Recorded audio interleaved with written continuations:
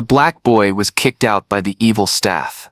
They called him poor and humiliated him in front of everyone.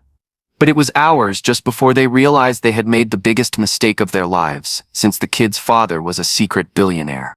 The air crackled with menace, a jagged electricity that seemed to hum beneath the velvet night as the first scream tore through the stillness outside the sprawling Beverly Hills estate. It was sharp and desperate, a primal sound that sliced through the heavy quiet like a blade through silk, reverberating off the manicured hedges and the polished marble fountain that stood sentinel at the edge of the lawn. 4 girls stumbled backward, their designer heels, Louboutins and Manilots, symbols of their untouchable status catching on the dew-slick grass, sinking into the soft earth as if the ground itself sought to claim them. Their faces, once flawless and composed under layers of high-end makeup, were now twisted in terror, eyes wide and glassy, mouths open in silent pleas that the wind snatched away before they could take shape. Shadows loomed closer, hulking figures clad in black, their movements deliberate, predatory, their eyes glinting like wolves, circling prey beneath the fractured moonlight. The leader of the pack, Tiffany, clutched her bleeding lip, the crimson stark against her pale skin, her blonde hair a tangled mess that clung to her sweat-dampened cheeks as she shrieked for mercy. Her voice was a pitiful whine, high and broken, swallowed by the gusts that rustled the palm trees lining the estate's perimeter. Beside her, Chloe's mascara streaked down her face in twin rivers of black, her trembling hands clawing at the air as if she could grasp some invisible lifeline to pull her from the abyss she felt closing in. Sasha and Paige clung to each other, their once impeccable outfits, Chanel skirts and silk blouses, torn at the seams, their arrogance stripped away, replaced by a raw, animal fear that pulsed in their shallow breaths and darting eyes. Atop the marble steps of the mansion, the new girl, Amara, stood motionless, her silhouette framed by the golden glow of the chandelier spilling from the open doors behind her. Her dark eyes burned with something feral, something alive, a wildness that seemed to ripple through the night like a current. She didn't flinch as the henchmen closed in, their fists raised, knuckles gleaming faintly with the promise of violence, their breaths heavy with intent, fogging in the cool air. She tilted her head slightly, a gesture both delicate and menacing, her lips curling into a smile that was equal parts venomous and intoxicating, a smile that held the weight of a guillotine's blade. The night seemed to bend around her, the stars overhead dimming as if in deference, their cold light no match for the heat of her presence. Tiffany's pleas grew louder, a frantic sob spilling from her throat as she crawled forward, her manicured nails painted a signature shade of blush pink, digging into the damp earth, leaving little trails of desperation in her wake. Amara's voice cut through the chaos, low and sultry, a velvet-wrapped dagger that commanded the scene like a queen addressing her court. "Beg harder," she said, her words dripping with a cruel amusement. "Make it worth my time." The henchmen paused, their fists hovering mid-air, muscles taut awaiting her next word as if she held their leashes in her elegant hands. The air thickened with the mingled scents of blood, expensive perfume notes of jasmine and oud, and the sour tang of betrayal, a heady cocktail that hung over the lawn like a storm cloud ready to burst. For a heartbeat, the world held its breath, suspended in the gravity of her gaze, time itself seeming to stretch and warp under the intensity of her will. The girls who had once ruled the halls of Westlake Academy with an iron fist and a Kai smile now groveled at her feet, their reign shattered in a single brutal night that would etch itself into the annals of their privileged world. Amara's fingers brushed the diamond necklace at her throat, a glittering cascade of stones that caught the moonlight and threw it back in sharp, defiant sparks. It was a gift, she'd once said offhandedly, from a grandmother they'd never known she had. A detail dropped like a pebble into the still waters of their curiosity, rippling outward with questions no one dared ask. Her laughter rang out then, sharp and crystalline, a sound that cut through the night like a shard of glass, promising no forgiveness, no reprieve. Tiffany's eyes widened as Amara stepped closer, her bare feet silent against the cold, polished stone of the steps, her presence a storm of elegance and wrath that seemed to pull the oxygen from the air. She knelt before the trembling girl, her silk robe pooling around her like spilled ink, her breath warm against Tiffany's tear-streaked face as she whispered something too soft for the wind to carry, something that drained the last vestiges of hope from Tiffany's body, leaving her slack with despair, a marionette with its strings severed. The henchmen resumed their work, fists meeting flesh in a symphony of violence, the dull thuds and sharp cries weaving a brutal counterpoint to the distant hum of traffic on Sunset Boulevard. Amira watched, her beauty a mask for the chaos she'd unleashed, her features serene yet unyielding, like a marble statue presiding over a battlefield. The night pulsed with her power, a dark rhythm that drowned out the whimpers below, and somewhere in the shadows a question lingered, heavy and unanswered. How had it come to this? The scene unfolded like a fever dream, raw and unrelenting, the girl's screams fading into broken whimpers as Amara turned away, her robe trailing behind her like a shadow stitched to her heels. She disappeared into the mansion, the heavy oak doors slamming shut with a finality that echoed through the hills, a sound that seemed to ripple outward, shaking the leaves of the eucalyptus trees and startling a lone owl into flight. Outside, the broken quartet was left to the mercy of her hired hands, their silhouettes blurring into the darkness as they delivered blow after blow, their movements mechanical, dispassionate. The stars above glittered cold, indifferent witnesses to a reckoning no one had seen coming, not the students of Westlake Academy, with their whispered gossip and sidelong glances, not the teacher, who turned blind eyes to the hierarchies that governed their classrooms. Not even the girls who now lay bruised and sobbing on the lawn, their designer bags strewn across the grass like fallen soldiers. The story of their downfall had begun weeks earlier, in a world of polished lockers and carefully curated secrets, where power was a currency traded in smirks and sharp words, and Amara was a stranger no one wanted to claim. It started on a Monday, the kind of crisp September morning that painted the Los Angeles sky in shades of gold and promise, the air carrying the faint scent of eucalyptus and exhaust. As the city stirred awake, Westlake Academy buzzed with the hum of privilege, a symphony of clinking jewelry and the soft rustle of pleated skirts as girls moved through the courtyard, their laughter a melody of entitlement that bounced off the ivy-clad walls. Boys in tailored blazers leaned against pillars, their voices low and confident, their eyes tracking the ebb and flow of social currency with the precision of stockbrokers. The school was a microcosm of wealth and ambition, its sprawling campus a testament to the fortunes that fueled it. Gleaming glass buildings, manicured lawns, and a library that housed first editions older than the city itself. Into this world stepped Amara, alone and unannounced, her head held high as she passed through the arched gates, her skin a rich mahogany that caught the sunlight in a way that made it seem to glow, a quiet defiance in every step. She wore no uniform, a bold departure from the crisp navy and white ensemble that marked the rest of the student body. Instead, she was clad in a simple black dress that clung to her frame, its cut modest yet striking, a stark contrast to the calculated flash of the girls around her. Their skirts hemmed just above regulation length, their blouses unbuttoned one button too far. Her hair fell in loose waves, a cascade of midnight that framed a face of sharp angles and quiet intensity, cheekbones high and unforgiving, lips full and set in a line that suggested neither warmth nor malice. Her eyes, those eyes were the true anomaly, deep and fathomless, holding a depth that unsettled anyone who lingered too long, as if they could see through the facades that Westlake's elite wore like armor. She carried a worn leather satchel, its edges frayed and stitched with uneven thread, a relic of a life no one knew and no one dared to ask about. She moved through the crowd like a ghost, her presence unnoticed until it demanded to be seen, her silence louder than the chatter that surrounded her. Tiffany saw her first.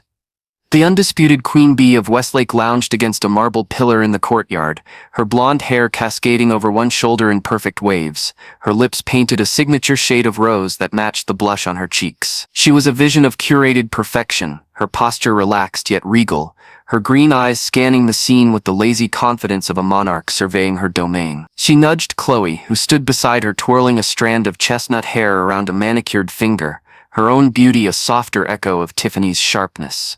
"Look at that," Tiffany said, pointing with a nail polish to a glossy sheen, her voice dripping with disdain. "She looks like she crawled out of a thrift store."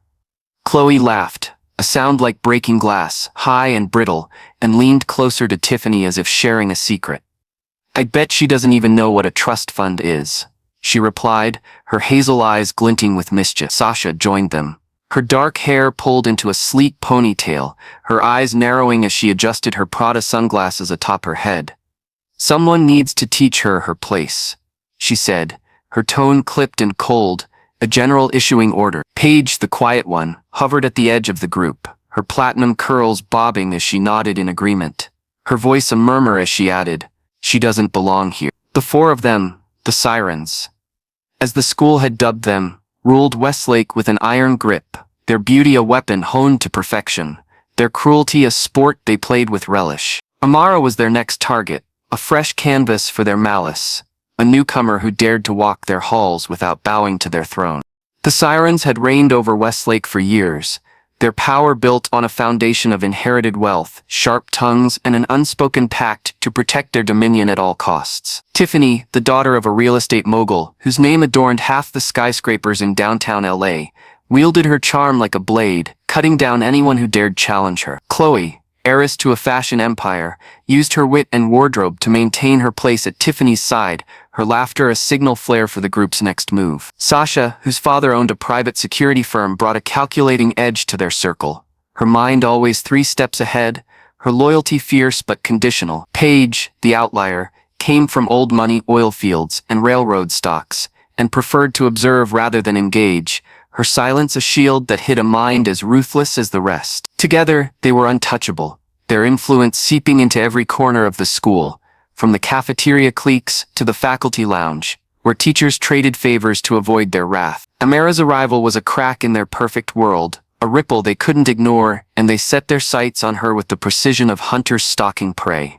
The first move came at lunch, under the canopy of ancient oaks that shaded the outdoor tables, where the Sirens held court like Renaissance queens. Amara sat alone at the edge of the quad, her satchel beside her, a sandwich unwrapped on the table. Simple, unadorned, a stark contrast to the sushi platters and kale salads the others flaunted. Tiffany sauntered over, her heels clicking against the stone path, the others trailing behind like a royal entourage. "Lost, are we?" she asked, her voice syrupy sweet, her smile a razor's edge. Amara looked up, her expression unreadable, and said nothing. Her silence a wall that Tiffany couldn't breach. Chloe smirked, tossing her hair. "Chibi, she doesn't speak English," she quipped, earning a chorus of giggles from Sasha and Paige. Sasha leaned in, her sunglasses sliding down her nose. "This isn't a charity school, you know," she said, her tone icy. "You're in over your head." Paige stayed silent, her blue eyes fixed on Amara, a flicker of curiosity breaking through her usual reserve. Amara met their gazes one by one, her eyes steady, unflinching, and when she finally spoke, her voice was low and calm, carrying a weight that silenced their laughter. "I'm exactly where I need to be," she said, and turned back to her sandwich, dismissing them as if they were nothing. The Sirens retreated, their smiles faltering, their whispers sharp with irritation.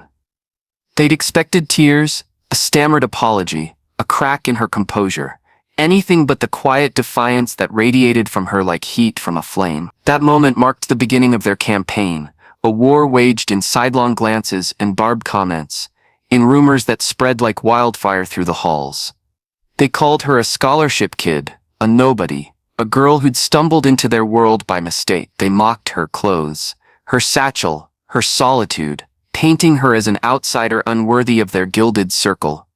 But Amara didn't bend. She walked the halls with the same steady grace, her head high, her silence a shield that deflected their venom. She sat alone, studied alone, existed alone.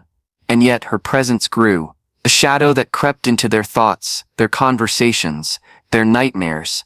Weeks passed, and the Sirens' attacks escalated. They tripped her in the hallway, spilling her books across the polished floor, only to watch her gather them with a calm that unnerved them. They hacked her locker, filling it with trash, crumpled notes, food wrappers, a dead rose, only to find it empty the next day as if she'd anticipated their move. They spread stories of a sordid past, a broken home, a mother who'd abandoned her. But Amara offered no rebuttal, no defense, her silence fueling their frustration. The more they pushed, the more she seemed to rise, her stillness a mirror that reflected their own insecurities back at them.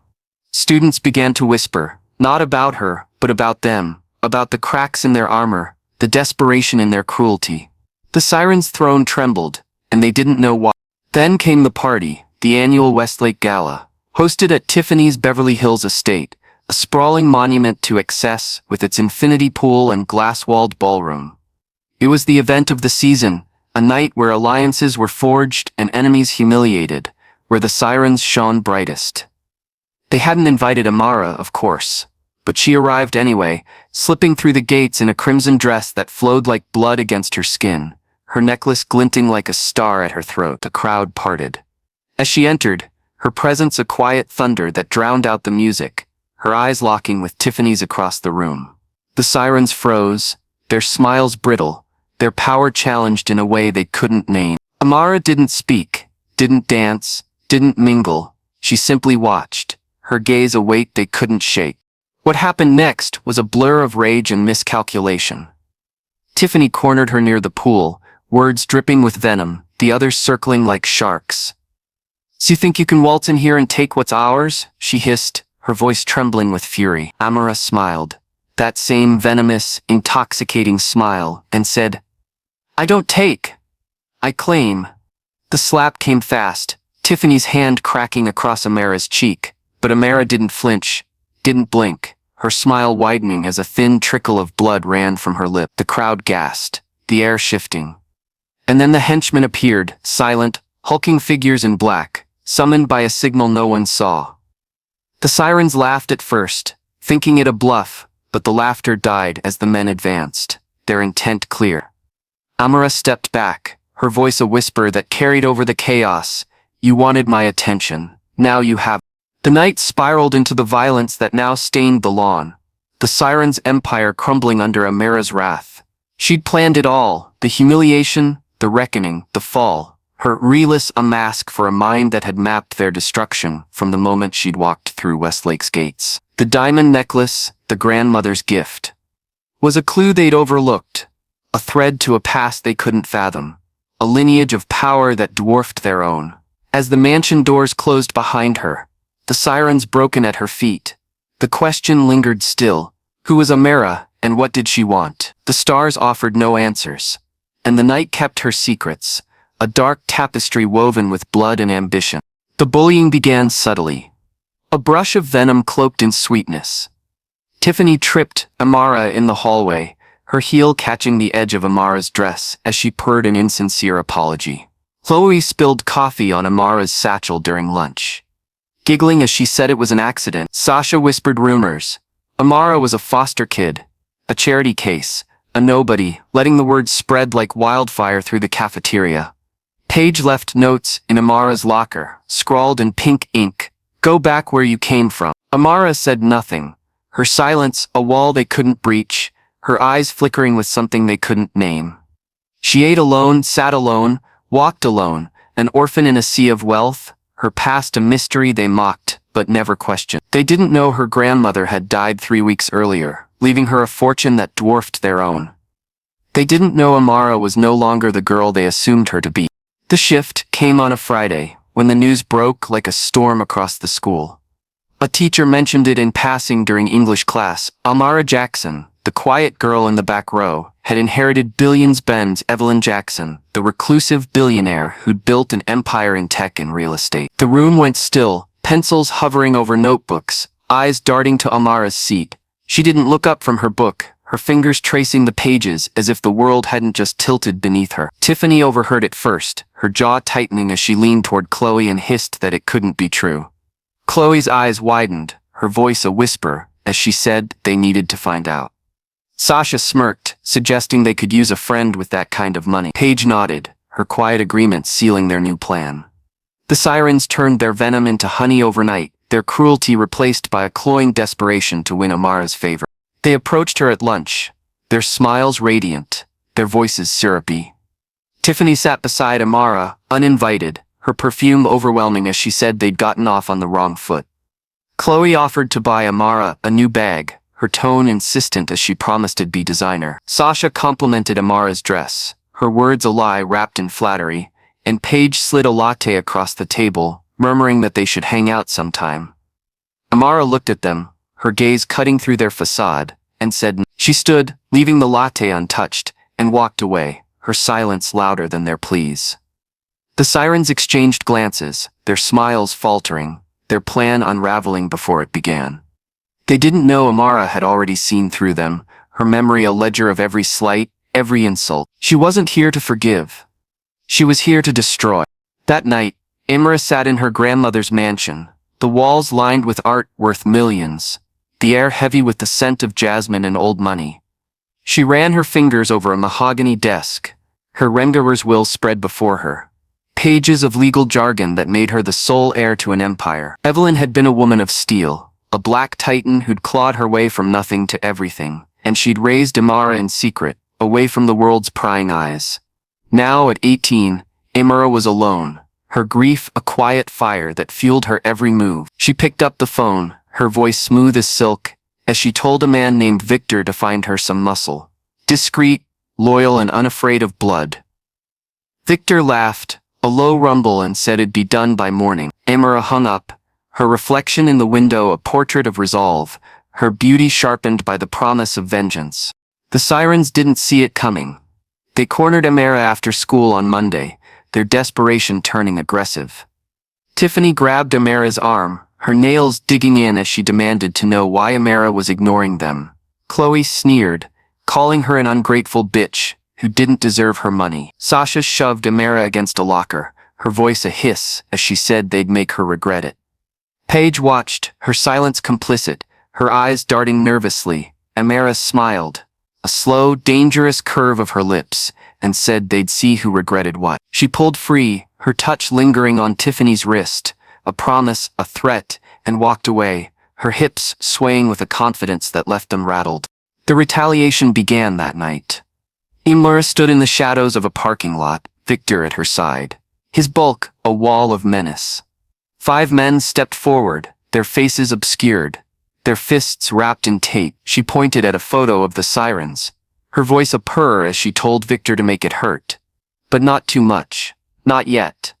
The men nodded, disappearing into the night, and Amara watched, her pulse quickening with something dark and delicious. The first attack came at Chloe's house, her screams echoing through the manicured streets as the henchmen dragged her from her car, their blows precise, their message clear. Sasha was next. Cornered in an alley after a party, her sunglasses shattering under a fist. Paige tried to run, her heels abandoned on a sidewalk as they caught her, her pleas ignored. Tiffany fought back, her nails raking flesh. But she fell too, her crown of blonde hair stained with blood. By the time they faced Amara on the lawn of her mansion, the sirens were broken, their beauty marred, their power stripped. She orchestrated the final act with a lover's care, her henchmen a chorus to her wrath. Tiffany begged, her voice raw as she said she was sorry, her body trembling. Chloe sobbed, promising anything. Money, loyalty, silence. Sasha cursed, her defiance fading as a fist hovered near her face. Paige whispered for mercy, her eyes pleading. Imara listened, her head tilted, her fingers brushing the diamond at her throat, and then she laughed, a sound that was both seduction and ruin. She told them they'd never touch her again, her words a blade, and signaled the men to finish it. The aftermath was quiet, the mansion's lights dimming as the sirens limped away, their reign ended. Amara stood alone, the night wrapping around her like a lover, her victory a bitter wine on her tongue. She'd won, but the cost lingered. The loneliness of her wealth, the weight of her grandmother's legacy, the blood on her hands. The system of Westlake had bent to her will, but it hadn't changed. She'd be back, not as a victim but as a force, her story a whisper in the halls. Beware the girl who rises from nothing, for she has nothing left to lose.